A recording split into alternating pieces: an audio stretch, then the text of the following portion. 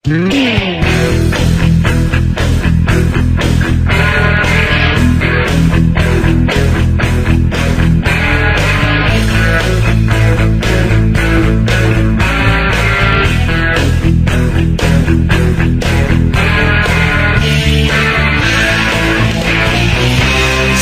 datang di CD Live Revolution Series bersama Tung Desem Waringin. Pelatih sukses nomor 1 di Indonesia versi majalah marketing. Pembicara terbaik di Indonesia versi majalah marketing. The most powerful people and ideas in business in Indonesia versi majalah SWA.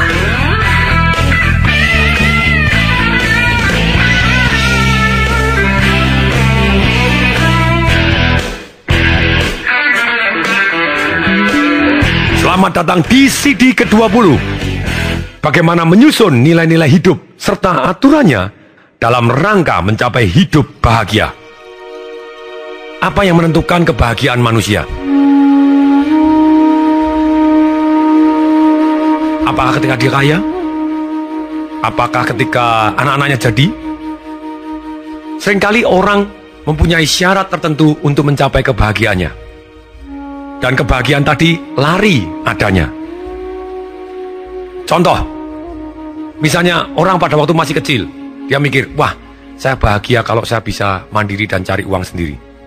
Begitu dia cari uang dan sudah mandiri, dia mempunyai tujuan yang lari lagi, nilai-nilai yang membawa kebahagiaannya. Dia bingung membedakan antara nilai-nilai untuk membuat dia bahagia dengan tujuan yang bisa berganti-ganti. Dia punya tujuan, kalau saya berkeluarga, mungkin saya gembira. Ketika sudah berkeluarga, ketika someday somehow mungkin dia berantem dengan pasangan hidupnya, kemudian dia ngomong, mungkin kalau saya sudah punya anak-anak, saya akan jauh lebih bahagia. Ketika punya anak, ternyata kok belum bahagia juga. Ketika anaknya sakit, dia tidak bahagia. Kemudian dia ngomong, kalau anakku sehat, baik semua, saya akan bahagia. Ternyata anaknya tidak pernah baik dan tidak pernah sehat selalu ada masanya dia sakit, dan dia seringkali tidak bahagia dalam hidupnya. Kemudian, kalau misalnya anakku sudah akhirnya menikah semua dan jadi orang, saya akan bahagia. Ternyata anaknya oke, sudah jadi semua dan dia tetap aja tidak bahagia. Karena ternyata ada anaknya yang menikah tidak punya anak. Atau anaknya yang ekonominya bisa naik turun juga. Seringkali orang menentukan kebahagiaannya, dia membuat syarat atau aturan untuk menjadi bahagia. Demikian sulitnya. Orang menjadi bahagia ketika dia tahu persis bahwa dia bisa ambil keputusan dan dia bisa mendapatkan hal yang dia inginkan.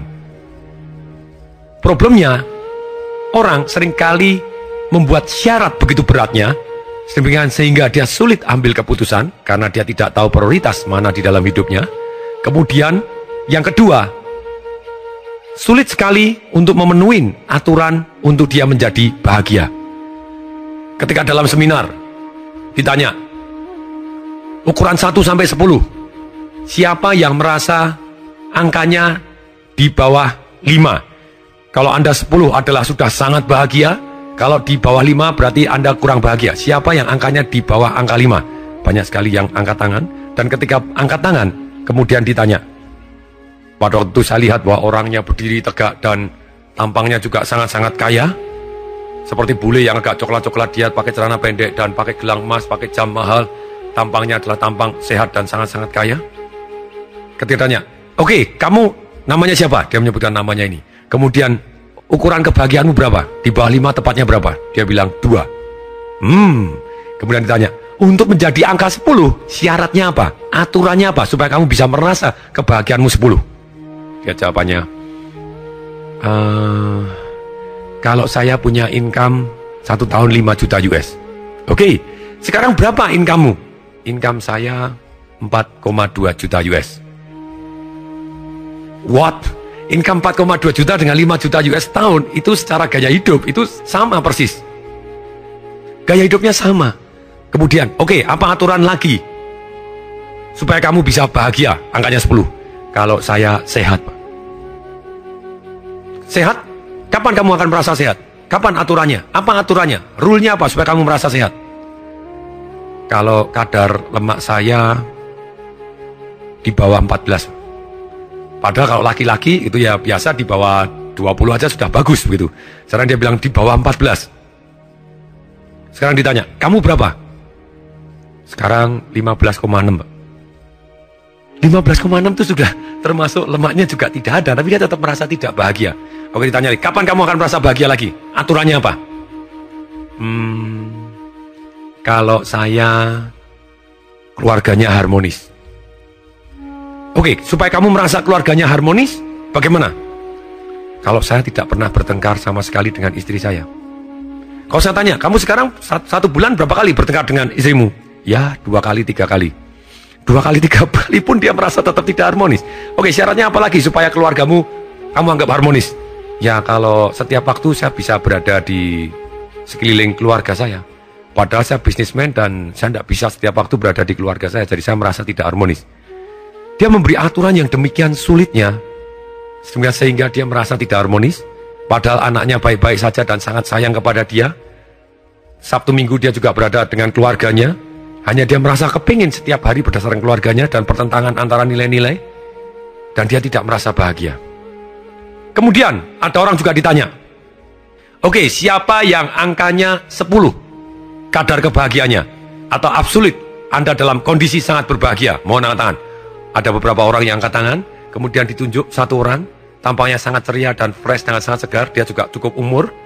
Dan ditanya, kenapa kok kamu ukurannya 10? Apa kira-kira aturan kamu supaya kamu bisa merasa bahagia? Dia bilang, setiap hari saya berada di atas tanah, berarti saya bahagia. Yang lain ketawa. Dan, oh ya? Cuman sesimpel itu aja? Berarti dia orangnya naif. Bisa jadi dia miskin. Ternyata enggak. Setelah digali, ternyata orang ini juga kaya raya. Dia hidupnya sangat nyaman, sangat nikmat. Karena dia membuat definisi untuk bahagia sangat-sangat mudah. Every day, setiap hari. Di atas tanah, above the land gitu ya. It's a happy day. Betul juga, kalau sudah 1 meter di bawah tanah berarti sudah dikubur, mati gitu ya, nggak bahagia. Juga nggak ngerasain apapun. Sedih juga nggak, bahagia pasti nggak juga. Nah, kemudian ini yang terjadi kalau kita benar-benar membuat sesuatu hal menjadi lebih mudah untuk merasa bahagia, kita akan jadi merasa bahagia. Manusia di dalam hidup ada nilai-nilai yang dia kejar, ada nilai-nilai yang dia jauhin. Ada suatu hal yang dia pentingkan, ada yang sesuatu hal yang benar-benar sangat dia tidak mau. Dan nilai-nilai ini apabila saling bertabrakan satu dengan yang lain, mempersulit dia ambil keputusan, apalagi kalau dia tidak jelas mana yang diprioritaskan dalam hidup. Kemudian, kalau aturan untuk membuat dia jadi bahagia dibuat sedemikian sulit, dia tidak akan pernah merasa bahagia. Demikian juga tentang kaya. Berapapun, kaya sekali lagi adalah relatif. Saya pernah diwawancara di Metro TV, ada rekamannya. Pada waktu itu saya undang Robert Kiyosaki dan saya sendiri diwawancara juga oleh Ibu Desi Anwar dari Metro TV. Ditanya, Pak Tung, apakah Anda dengan belajar ini sekarang Anda sudah merasa kaya? Saya jawab, bagaimana? Kaya adalah relatif. Kalau saya saat ini absolutely saya merasa kaya. Ada orang yang membawa uang 100 juta di kantong dan dia tetap tidak merasa kaya. Ada orang punya duit rekening 100 miliar di rekeningnya dan dia tidak merasa kaya. Bisa kebayang misalnya Donald Trump, dari 6 miliar US dollar kekayaannya, hari ini dia tinggal 10 juta US atau sekitar 100 miliar. Apakah Donald Trump merasa kaya? Enggak, mungkin dia merasa miskin sekali. Tapi demikian juga ketika ada orang yang di kantongnya cuma ada 10.000 rupiah pun, dia sudah merasa sangat kaya. Ketika dia beli makanan, dia bisa makan, enak sekali. Karena dia sudah berhari-hari tidak pernah dapat uang sama sekali dan tidak makan selama berhari-hari, 10.000 pun dia bisa merasa sangat kaya. Sekali lagi, kaya adalah relatif. Perasaan kaya berbeda dengan kondisi. Karena kondisi, bagi satu orang bisa dianggap kaya, bagi satu orang yang lain bisa tidak dianggap kaya. Kalau Anda mempunyai nilai-nilai bahwa kaya adalah sekian, seringkali ketika Anda mencapai sekian, Anda tetap tidak merasa kaya. Karena kurang terus, dan kurang terus. Ini adalah rahasia. Rahasia bagaimana kita bisa bahagia.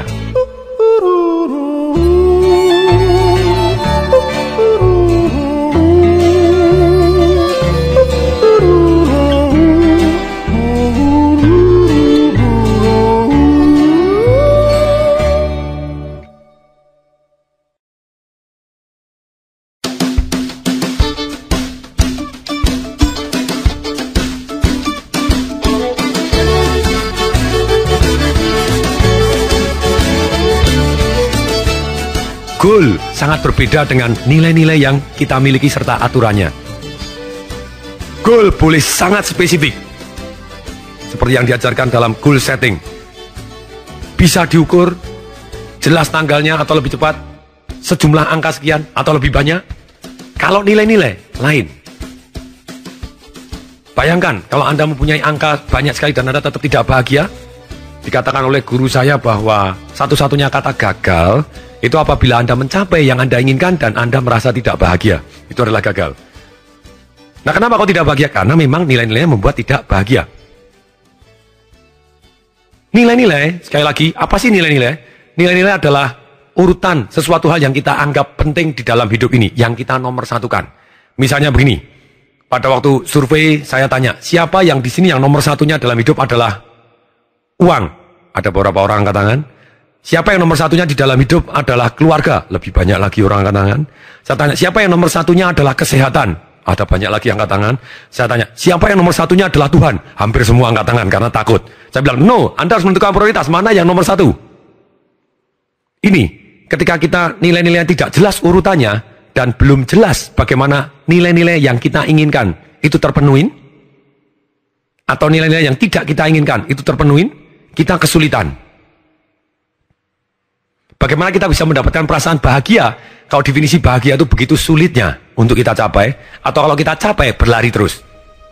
Salah satu contoh misalnya, pada waktu ada peserta seminar yang pada waktu minta diterapi.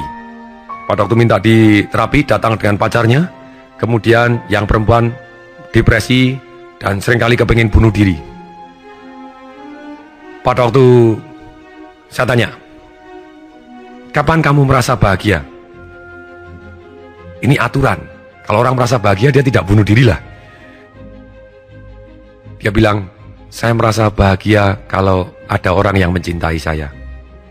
Mendadak pacarnya teriak, ini dari dulu tidak pernah merasa dicintai. Walaupun saya sayang seperti apapun, dia merasa tidak pernah dicintai. Saya bilang, shh, pacarnya saya suruh minggir terlebih dahulu. Saya tanya lebih dalam lagi. Oke, kapan kamu merasa dicintai? Ini aturan main di balik nilai-nilai yang dia pentingkan. Berarti dia penting, dia kepingin bahagia, kepingin merasa dicintai. Berarti itu sangat penting. Nomor satu di dalam hidupnya dia. Kapan bahagia? Kalau dia merasa dicintai. Saya tanya, kapan Anda merasa dicintai? Kalau ada orang yang ngomong I love you kepada saya. Perhatian dan ngomong I love you. Kalau tidak ngomong perhatian dan ngomong I love you, saya tanya, oke, apakah seminggu sekali cukup? Ya, tidak cukup. Melalui telepon? Tidak bisa. Saya pengen ada orang yang perhatikan saya dan all the time, setiap saya mau dia ngomong dia ngomong I love you kepada saya. Wow, sungguh sangat sulit kriterianya dicintai dia. Begitu sangat beratnya dia kriteria untuk dicintai. Harus all the time, anytime. Padahal pacarnya juga harus bekerja. Tidak bisa berada di sekelilingnya dia. Ketika dia butuh perhatian, pacarnya tidak ada, dia langsung depresi, dia merasa tidak dicintai. Ketika pacarnya tidak datang satu hari, ataupun pada waktu dia butuh, dia tidak datang, tidak telepon, dia merasa tidak dicintai. Tidak ngomong I love you, walaupun ada di sebelahnya, dia tidak merasa dicintai. Begitu susahnya dia merasa dicintai. Kemudian saya tanya lagi, apa yang paling kamu hindarin? Sekali lagi, otak hanya cari nikmat, menghindari sengsara. Saya definisinya, kapan kamu merasa sengsara atau apa yang paling kamu hindari? Dia bilang, lonely, ketika kesepian. Kapan kamu merasa kesepian? Ketika tidak ada orang yang perhatian dan tidak ada orang yang mencintai saya. Balik lagi ke sana. Kapan Anda merasa tidak dicintai? Kalau tidak ada yang perhatian, tidak ada yang ngomong I love you. Aduh, parah berat. Ini, semua resepnya sempurna sudah. Hidupnya pasti penuh penderitaan dan depresi. Pertentangan antara nilai-nilainya, akibatnya dia semuanya salah.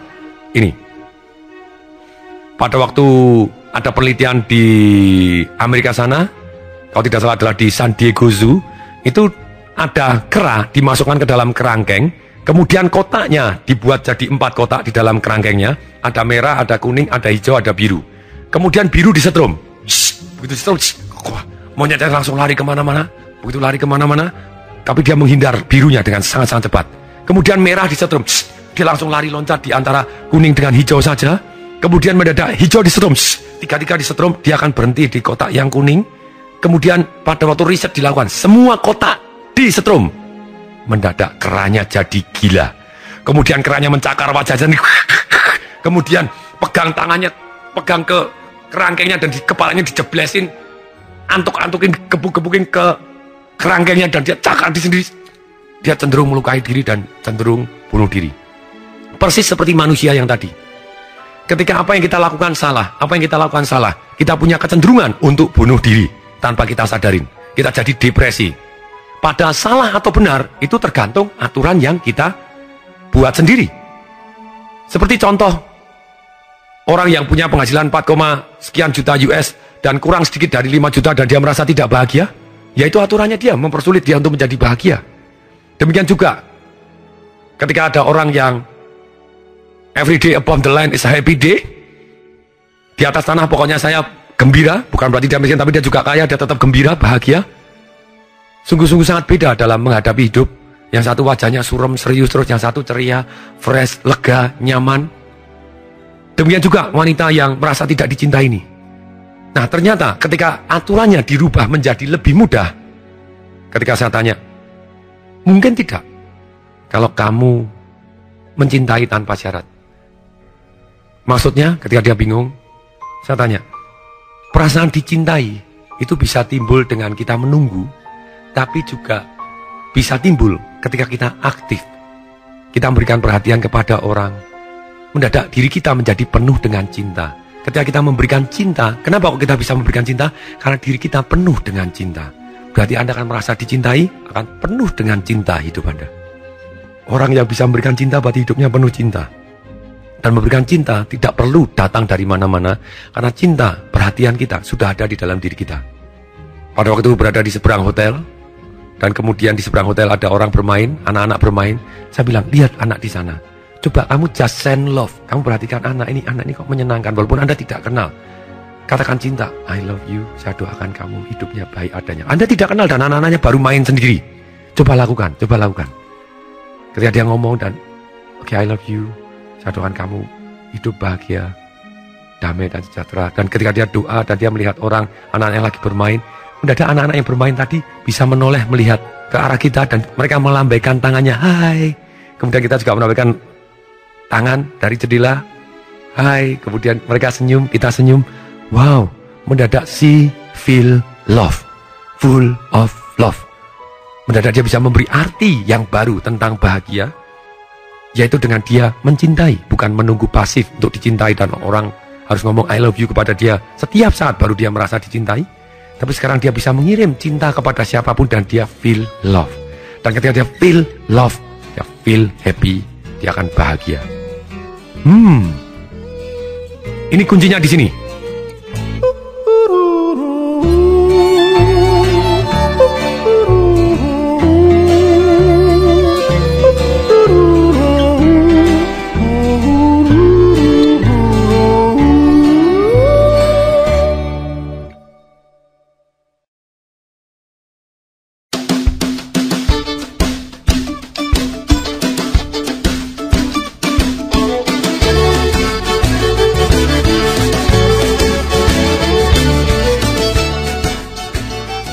Jadi sekarang tugasnya adalah kita membuat nilai-nilai yang membuat kita bahagia dibuat semudah mungkin, nilai-nilai yang kita jauhin dibuat sesulit mungkin.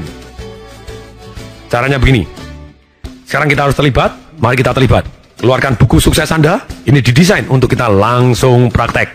Kalau Anda menunda-nunda, seringkali Anda tidak melakukan. Tapi kalau sekarang juga Anda lakukan, hasilnya akan jauh lebih dahsyat. Demikian juga Anda yang nyetir. Kalau Anda nyetir, lebih baik Anda minggir ke kiri. Mungkin Anda ngomong, saya tidak bisa. Yes, pasti Anda tidak bisa. Tapi kalau bisa, Anda lebih baik minggir ke tepi, stop terlebih dahulu, dan mulai tulis di buku.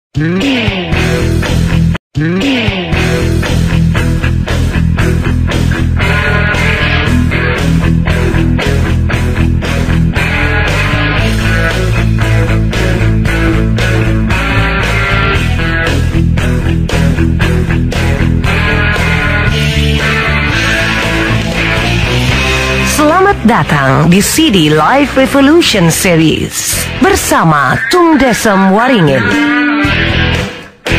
pelatih sukses nomor 1 di Indonesia versi majalah marketing. Pembicara terbaik di Indonesia versi majalah marketing. The most powerful people and ideas in business in Indonesia versi majalah SWA.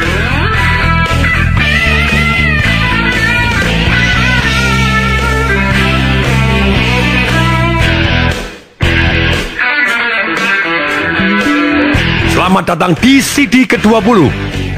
Bagaimana menyusun nilai-nilai hidup serta aturannya dalam rangka mencapai hidup bahagia. Apa yang menentukan kebahagiaan manusia? Apakah ketika dia kaya? Apakah ketika anak-anaknya jadi? Seringkali orang mempunyai syarat tertentu untuk mencapai kebahagiaannya. Dan kebahagiaan tadi lari adanya. Contoh, misalnya orang pada waktu masih kecil, dia mikir, wah, saya bahagia kalau saya bisa mandiri dan cari uang sendiri. Begitu dia cari uang dan sudah mandiri, dia mempunyai tujuan yang lari lagi, nilai-nilai yang membawa kebahagiaannya. Dia bingung membedakan antara nilai-nilai untuk membuat dia bahagia dengan tujuan yang bisa berganti-ganti. Dia punya tujuan, kalau saya berkeluarga, mungkin saya gembira. Ketika sudah berkeluarga, ketika someday somehow mungkin dia berantem dengan pasangan hidupnya, kemudian dia ngomong, mungkin kalau saya sudah punya anak-anak, saya akan jauh lebih bahagia. Ketika punya anak, ternyata kok belum bahagia juga. Ketika anaknya sakit, dia tidak bahagia. Kemudian dia ngomong, kalau anakku sehat, baik semua, saya akan bahagia. Ternyata anaknya tidak pernah baik dan tidak pernah sehat selalu ada masanya dia sakit, dan dia seringkali tidak bahagia dalam hidupnya. Kemudian, kalau misalnya anakku sudah akhirnya menikah semua dan jadi orang, saya akan bahagia. Ternyata anaknya oke, sudah jadi semua dan dia tetap aja tidak bahagia. Karena ternyata ada anaknya yang menikah tidak punya anak, atau anaknya yang ekonominya bisa naik turun juga.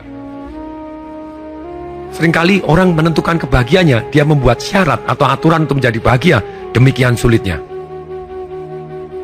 Orang menjadi bahagia ketika dia tahu persis bahwa dia bisa ambil keputusan dan dia bisa mendapatkan hal yang dia inginkan. Problemnya, orang seringkali membuat syarat begitu beratnya, sehingga dia sulit ambil keputusan karena dia tidak tahu prioritas mana di dalam hidupnya. Kemudian, yang kedua, sulit sekali untuk memenuhi aturan untuk dia menjadi bahagia. Ketika dalam seminar, ditanya, ukuran 1 sampai 10, siapa yang merasa angkanya di bawah 5? Kalau Anda 10 adalah sudah sangat bahagia, kalau di bawah 5 berarti Anda kurang bahagia. Siapa yang angkanya di bawah angka 5? Banyak sekali yang angkat tangan.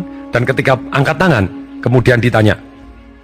Pada waktu itu saya lihat bahwa orangnya berdiri tegak dan tampangnya juga sangat-sangat kaya.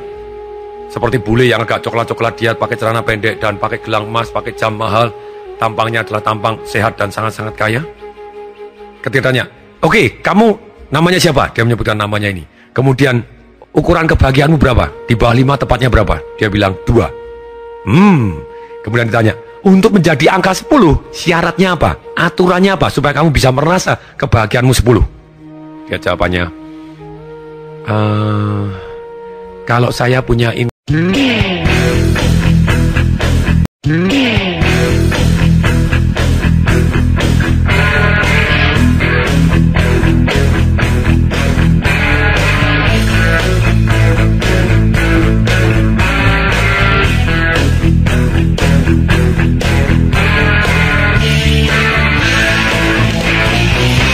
Selamat datang di CD Live Revolution Series bersama Tung Desem Waringin. Pelatih sukses nomor 1 di Indonesia versi majalah marketing. Pembicara terbaik di Indonesia versi majalah marketing. The most powerful people and ideas in business in Indonesia versi majalah SWA.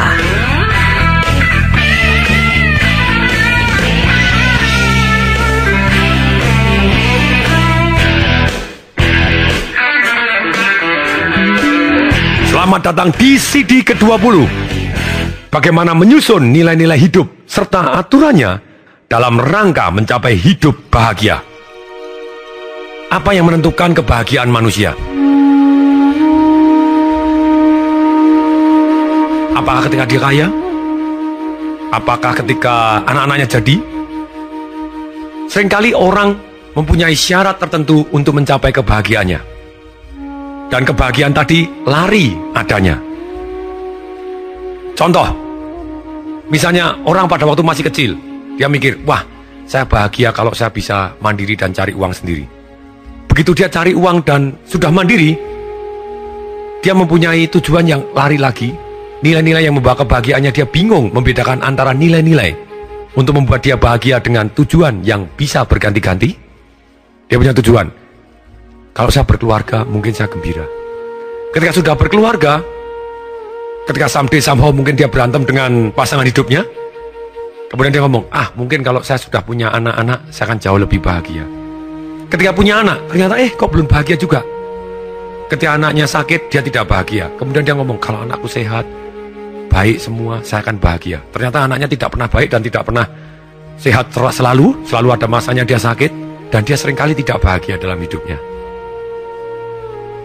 Kemudian, kalau misalnya anakku sudah akhirnya menikah semua dan jadi orang, saya akan bahagia. Ternyata anaknya oke, sudah jadi semua dan dia tetap saja tidak bahagia. Karena ternyata ada anaknya yang menikah tidak punya anak, atau anaknya yang ekonominya bisa naik turun juga. Seringkali orang menentukan kebahagiaannya, dia membuat syarat atau aturan untuk menjadi bahagia, demikian sulitnya. Orang menjadi bahagia ketika dia tahu persis bahwa dia bisa ambil keputusan dan dia bisa mendapatkan hal yang dia inginkan. Problemnya, orang seringkali membuat syarat begitu beratnya, sehingga dia sulit ambil keputusan karena dia tidak tahu prioritas mana di dalam hidupnya.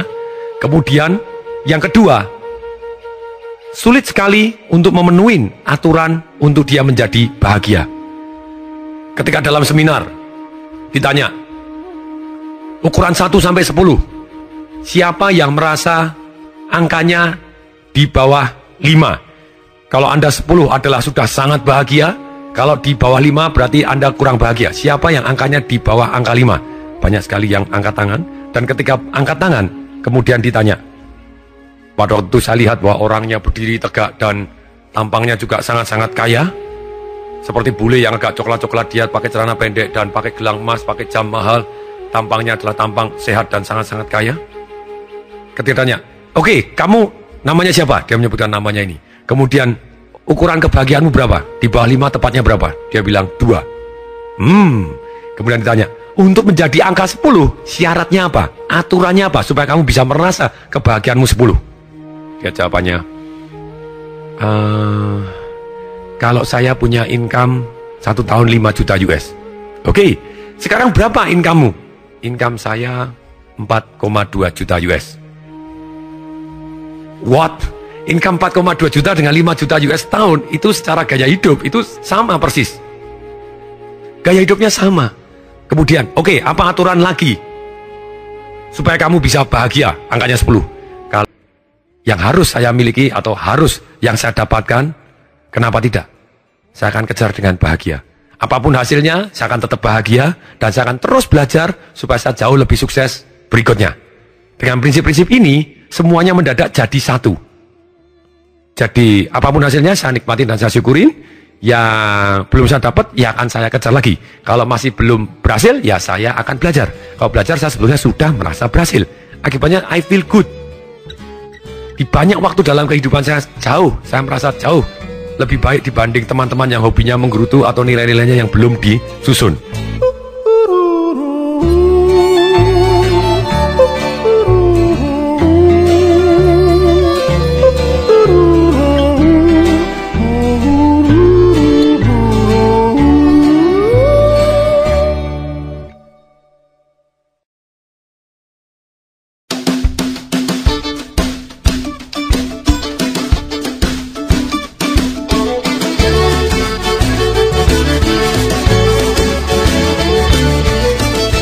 Ini PR Anda pertama kali Anda susun nilai-nilai Anda. Caranya begini. Dulu saya pribadi bingung menyusun nilai-nilai ini. Hanya beruntung saya sudah berbelas-belas tahun yang lalu saya mencoba menyusun apa sih yang paling penting dalam hidup ini. Waktu dulu Yang penting bahagia. Tapi waktu itu bahagia bagi saya abstrak. Caranya, saya nggak tahu caranya bahagia. Kemudian, kok bahagia sih? Yang paling penting bukan bahagia lah. Yang paling penting kaya. Kalau kaya, mendadak kemudian, tapi banyak sih orang yang kaya tidak bahagia. Dalam perjalanan berbelas-belas tahun saya dalam menentukan nilai-nilai ini, kemudian, bukan, keluarga harmonis. Wah, kalau keluarga harmonis kelihatannya bahagia. Tapi di tengah perjalanan, saya anggap itu penting. Ternyata saya berubah lagi. Berarti yang paling penting tidak bisa keluarga harmonis. Goalnya tidak boleh seperti ini. Waktu itu saya masih bingung antara goal dengan misi, dengan nilai-nilai. Bingung semuanya. Goal itu suatu hal yang ada batas waktunya, jelas, konkret, bisa diukur, begitu ya, dalam kata-kata positif. Kemudian, kalau misi itu adalah sesuatu hal yang membuat kita semangat dalam mengejar goal ini apa. Kemudian nilai-nilai itu adalah urut-urutan yang kita pentingkan dalam hidup itu apa. Nah, kemudian pada waktu itu saya masih belum begitu jelas semuanya, karena tapi sudah saya mulai perjalanan berpikirnya. Kemudian, kalau keluarga harmonis itu kan tergantung dari dua pihak. Kalau kebetulan saya dapat istri yang baik, ya bisa. Tapi kalau tidak dapat istri yang baik, gimana? Oke, saya ganti pada waktu itu merangkap jadi goal, merangkap jadi misi, merangkap jadi nilai-nilai. Oh, yang paling penting dalam hidup ini, saya harus jadi bapak teladan, ayah teladan. Bahkan pada waktu saya lomba karya tulis ilmiah, juara cepat-cepat P4, kemudian pemilihan mahasiswa teladan, ketika ditanya cita-citanya, menjadi goal juga, saya jawab gimana? Cita-cita saya bapak teladan. Sempat diketawain, wah prestasi segini banyak, piagam segini banyak, cuman kepengen jadi bapak. Saya bilang, no, pada waktu saya punya argumen. Kalau cita-citanya jadi dokter, lulus jadi dokter selesai. Cita-citanya jadi lawyer terus selesai. Kalau bapak teladan, itu a lifetime. Seumur hidup, selama dia masih punya anak atau menganggap orang lain jadi anaknya, dia akan terus menjadi posisi bapak. Kemudian mereka manggut-manggut dan akhirnya saya kepilih jadi mahasiswa teladan pada waktu itu di Fakultas Hukum Universitas 11 Maret. Nah, di dalam perjalanan berikutnya, ketika saya mulai berkarir, kemudian saya baca banyak buku, kemudian yes, nilai-nilai ini jadi pedoman hidup yang harus menjadi identitas saya juga.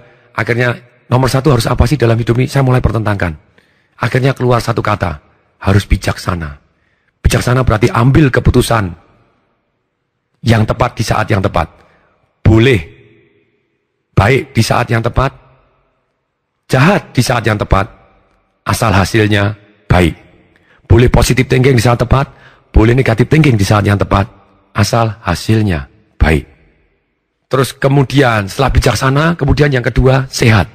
Kemudian yang ketiga pada waktu itu karir yang mantap. Kemudian yang keempat adalah keluarga yang harmonis. Waktu itu hanya 4 saja. Kemudian di tengah perjalanan, pada waktu saya mulai mendapatkan karir yang mantap. Buku-buku saya adalah bagaimana berkarir dengan mantap, how to manage your boss.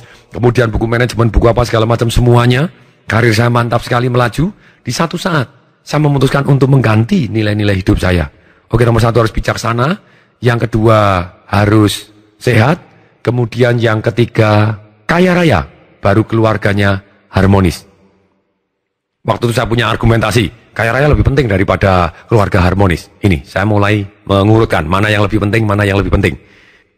Saya merasa bahwa bagaimana orang kalau tidak kaya, mana bisa keluarganya harmonis. Kalau makan pun tidak bisa, pasti akan banyak pertempuran. Tentang uang, tentang kehidupan.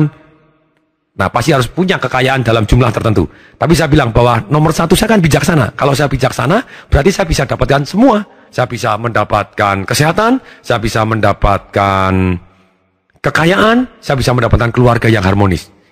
Dengan prinsip seperti itu, saya terus melakukan incantation dan doa setiap pagi. Bijaksana, sehat, kaya raya, keluarga yang harmonis. Kemudian di satu waktu, 1 tahun yang lalu tepatnya, di awal tahun, ketika saya mencapai sesuatu kekayaan yang saya anggap nikmat luar biasa, kemudian saya putuskan, kenapa tidak? Dengan pasif income yang saya punya, dengan income yang saya punya, kenapa tidak? Saya memutuskan bijaksana nomor satu, yang kedua sehat, yang ketiga keluarga harmonis, yang keempat baru kaya raya, yang kelima menjalani hidup dengan ceria. Nah, pada waktu saya merubah ini, istri saya sempat khawatir, wah kamu tiap hari ngomongnya begini. Pada waktu merubah itu, saya butuh sekitar waktu 1 bulan untuk mengkondisioningkan. Jalan pagi dengan istri saya, dan saya ngomong, bijaksana, sehat, keluarga harmonis, kaya raya, ceria. Kadang masih kebalik, bijaksana, sehat, kaya raya, keluarga harmonis, baru ceria. Karena dengan susunan terbalik, mendadak fokusnya menjadi berubah. Dan pada waktu itu istri saya sangat khawatir dan saya sempat merasa khawatir juga. Kalau saya mengutamakan keluarga harmonis, nanti kekayaan saya berkurang.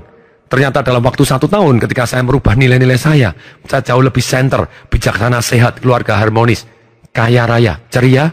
Ternyata saya jauh lebih kaya dibanding sebelumnya, walaupun keluarga harmonis saya utamakan. Dan kemudian, bagaimana saya bisa merasa bahagia? Bijaksana. Dulu saya membuat definisi yang sangat sulit untuk saya merasa bijaksana. Orang yang bijaksana adalah orang yang tidak pernah merasa bijaksana. Jadi dia terus belajar. Akibatnya pada waktu itu saya tidak pernah merasa bijaksana. Kenapa tidak? Sekarang saya buat jauh semudah mungkin. Ini kuncinya. Kalau Anda kepingin bahagia, setelah Anda menyusun urut-urutannya, buat aturan mainnya dengan kata-kata seperti ini. Silakan Anda tulis. Anytime. Kapanpun. Contohnya, saya bijaksana. Kapan saya merasa bijaksana? Saya tulis. Kapanpun. Kalau saya belajar, saya merasa bijaksana. Kapanpun saya ngajar sesuatu hal yang saya anggap bermanfaat dan saya yakini saat itu bermanfaat, saya merasa bijaksana. Kapanpun. Nah, dengan kapanpun ini mendadak sangat-sangat mudah untuk merasa bijaksana. Demikian juga tentang bagaimana merasa sehat. Kalau saya ngomong dengan kapanpun, anytime, saya bisa ngomong dengan vibrant, dengan penuh getaran, dengan penuh antusias. Saya merasa sehat. Saya punya goal-goal untuk kesehatan saya punya goal-goal untuk menambah ilmu dan kebijaksanaan saya. Yes, itu goal. Tapi di dalam hal ini adalah nilai-nilai sehingga kita bisa mengejar goalnya dengan center dan mantap. Kemudian, ketika pada waktu itu, misalnya tentang aturan saya tentang keluarga harmonis. Dulu saya membuat aturan, kalau tidak pernah berantem dalam 1 bulan full, itu berarti saya harmonis. Dan kalau saya bisa memeluk anak saya, dan saya berada di rumah all the time, saya baru merasa harmonis. Kemudian definisi yang sangat sulit, kemudian saya buat kapanpun.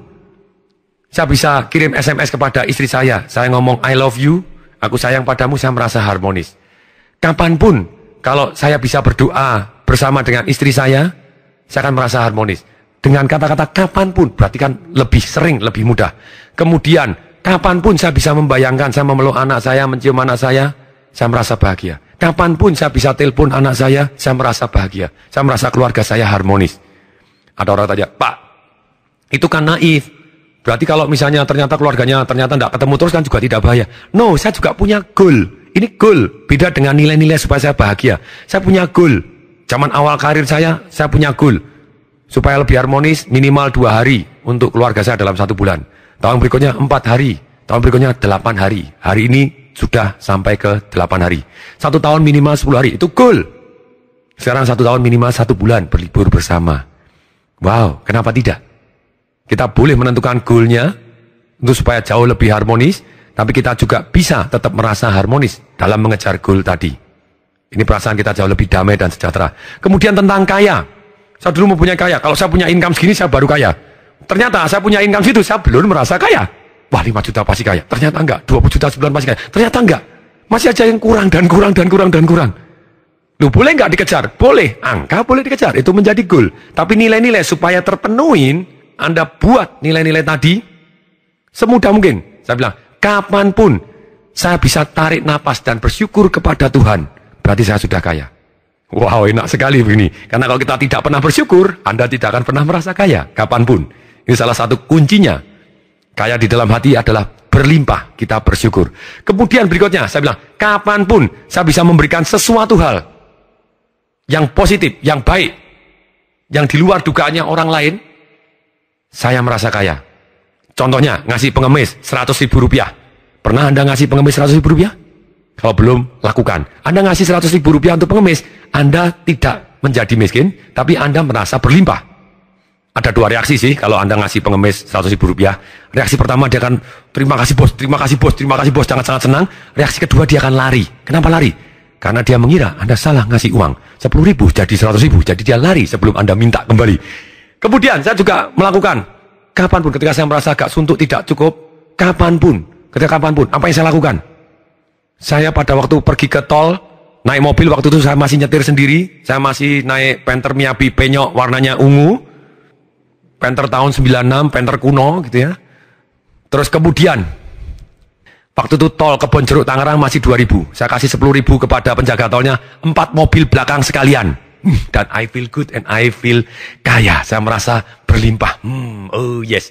Dan pada suatu waktu, setelah sekian kali saya melakukan hal yang sama, ketika saya memberikan 10.000 untuk 4 mobil belakang, mendadak saya dibalap sebelah kanan saya, ada Mercedes-Benz dengan model New Ice yang terbaru. Dia buka jendela, ngik, dan kemudian dia bel, din, dan kemudian saya dengan penuh susah payah buka jendela, buka, kemudian saya buka, kemudian dia melambaikan tangan, thank you, hoy! Wih, mersinya thank you sama Panther Miyabi. Saya bilang, I will be there, no problem. And that's true, sekarang saya juga pakai Mercy. Nah, tapi itu yang terjadi di dalam kehidupan kita. Anda bisa merasa berlimpah dengan sangat-sangat mudah. Dari sehingga Anda merasa sangat kaya. Nah, kemudian itu kuncinya, Anda tulis kapanpun saya melakukan ini, dibuat yang semudah mungkin. Jadi Anda merasa bahagia, merasa terpenuhi nilai Anda. Kemudian yang berikutnya, yang kedua, ini PR-nya dua-duanya. Yang kedua, Anda tulis urut-urutannya, apa yang paling Anda hindarin. Kalau saya, top 2 yang paling saya hindarin, satu adalah merasa tidak berdaya. Dulu, saya merasa tidak berdaya dengan aturan yang membuat saya sulit. Saya tidak berdaya kalau saya tidak mencapai yang saya inginkan. Saya tidak berdaya kalau saya tidak mempunyai income segini. Saya tidak berdaya kalau tidak bisa menyekolahkan anak saya ke sekolah yang terbaik. Saya tidak berdaya kalau saya tidak bisa membantu orang tua saya keliling dunia. Saya merasa tidak berdaya. Banyak sekali yang aturan yang membuat saya tidak berdaya. Akibatnya pasti selalu terpenuhi suatu waktu dalam seminggu saya merasa tidak berdaya. Seminggu 2 kali, 3 kali. Ketika saya membantu orang dan ternyata orang tadi tidak menjadi baik, saya merasa tidak berdaya. Saya merasa kalah dan saya merasa tidak berdaya. Padahal itu saya hindari sekali. Bagus untuk saya termotivasi, untuk membuat saya terus belajar. Tapi terus kurang terus dan terus tidak pernah merasa berdaya. Kemudian apa yang saya lakukan? Saya merasa berdaya kalau saya baca buku. Saya merasa berdaya kalau saya belajar sesuatu hal yang baru. Saya merasa berdaya kalau saya bisa menarik pelajaran terhadap apapun yang terjadi dalam hidup saya. Wow, ketika saya terapi, kok belum berhasil, saya belajar lagi. Ketika saya mulai menarik pelajaran, berarti saya harus begini, besok harus begini, saya belajar lebih baik. Saya merasa berdaya. Nah, itu kapan saya merasa berdaya, gitu ya. Tapi kalau yang saya hindari atau yang perasaan yang tidak saya inginkan, yaitu merasa tidak berdaya, saya buat sesulit mungkin. Apa yang sesulit mungkin? Saya buat, kalau saya berturut-turut dalam 30 hari, saya tidak belajar apapun, berarti saya tidak berdaya. Orang yang berdaya adalah orang yang belajar. Sungguh sangat sulit. Saya 30 hari saya pasti belajar. Tiap malam saya tanya, apa yang saya pelajarin hari ini, gitu ya. Jadi saya akan selalu belajar something. Entah hal kecil, entah hal besar. Apapun yang terjadi dalam hidup saya belajar something. Dari atau karena kejadian tadi untuk membuat saya jadi lebih baik. Jadi akibatnya, away value saya yang saya hindarin, sungguh-sungguh sangat sulit. Akibatnya saya terpenuhi, saya merasa berdaya terus. Kemudian yang kedua, yang paling saya hindarin adalah perasaan tidak punya uang. Dulu saya seringkali merasa tidak punya uang karena saya punya aturan yang mudah sekali terpenuhi untuk merasa tidak punya uang. Kalau saya belum bisa membelikan rumah mertua saya, kalau saya belum bisa mengirim mama saya keliling dunia, saya miskin ini. Kalau saya tidak bisa menyekolahkan anak saya di sekolah yang termahal, padahal termahal pun belum tentu yang terbaik, tapi itu hanya ego saja, berarti saya miskin. Kalau saya tidak bisa beli rumah yang besar, kalau saya tidak bisa beli Mercedes-Benz, saya tidak bisa beli begini, saya merasa miskin. Padahal ketika saya bisa membeli ini, membeli itu, selalu ada target baru yang membuat saya merasa lebih miskin dibanding orang lain. Dan ini perasaan yang tidak enak. Akhirnya apa yang saya lakukan? Saya buat, kalau saya terus-menerus tidak bisa bersyukur dalam waktu 1 bulan berturut-turut, berarti saya miskin. Tidak mungkin lah. Pada waktu saya tidak bisa bersyukur, biasanya saya pencet hidung saya tidak bisa bernapas, dan kemudian saya tarik napas semuanya. Langsung saya merasa lega dan saya bersyukur dikaruniai nafas dan masih bisa hidup. Berarti saya sebelumnya berkelimpahan. Kemudian saya buat definisi lagi yang sangat sulit. Kalau saya berturut-turut selama 1 bulan penuh, terus-menerus, tidak bisa memberikan sesuatu hal yang berarti untuk orang lain secara positif, berarti saya miskin. Jadi sebetulnya saya susah sekali merasa miskin karena saya seringkali, apa yang saya lakukan? Kalau saya merasa, aduh kok kurang ya, mulai kurang, aduh terasa kurang, aduh kok kurang ya, kok tuntutannya begitu banyak, saya merasa miskin atau merasa kurang, apa yang saya lakukan? Saya cari pengemis, saya kasih duit, I feel good, saya berlimpah, saya memandang orang yang jauh lebih miskin saya dan saya beri dan saya sumbang, saya begini. Atau saya bisa memberi kepada orang yang lebih kaya, wow, saya lebih berlimpah dari dia karena saya bisa memberikan dia something. Nah, tugas Anda saat ini, Anda tulis urut-urutannya mana yang paling penting dalam hidup Anda. Kemudian buat semudah mungkin. Kapanpun kalau melakukan begini, Anda akan merasa bahagia. Kemudian yang kedua, yang Anda hindarin, buat sesulit mungkin supaya Anda merasa bahagia. Sedemikian sehingga yang Anda hindarin tidak terjadi kepada Anda, yaitu kalau saya berturut-turut terus-menerus dalam waktu 1 bulan tidak bisa begini, berarti saya merasa begitu. Merasa yang Anda dihindarin. Anda lakukan, 6-6-nya Anda tulis, dan kemudian Anda urutkan, dan tulis aturan-aturannya sesuai yang sudah dijelaskan di sini. Lakukan, pasti bermanfaat. Sampai jumpa di CD berikutnya. Saya Tong Desem Waringin mengucapkan salam dahsyat.